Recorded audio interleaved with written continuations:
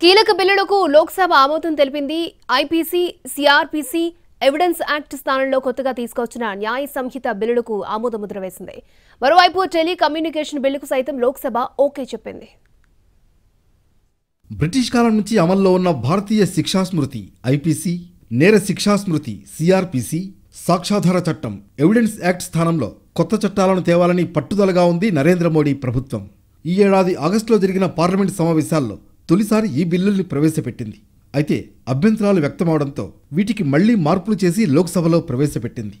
భారతీయ న్యాయ సంహిత, భారతీయ నాగరిక సురక్షా సంహిత, భారతీయ సాక్ష్య బిల్లులను మళ్లీ ప్రవేశపెట్టారు.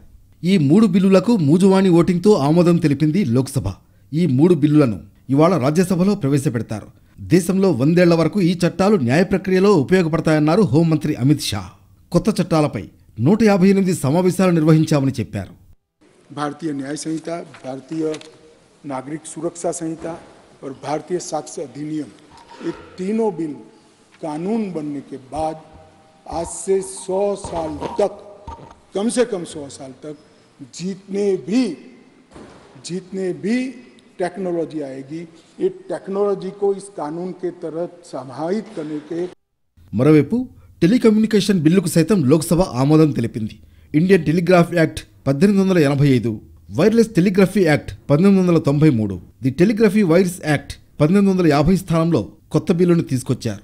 లోక్సభ ఆమోదం తెలపడంతో రాజ్యసభకు పంపనున్నారు. అక్కడ ఆమోదం లభిస్తే రాష్ట్రపతి సంతకంతో చట్టంగా మారుతుంది. మొత్తానికి ఒకవైపు సస్పెన్షన్ల పర్వం కొనసాగుతుండగానే కీలక బిల్లులను క్లియర్ చేస్తోంది కేంద్రం.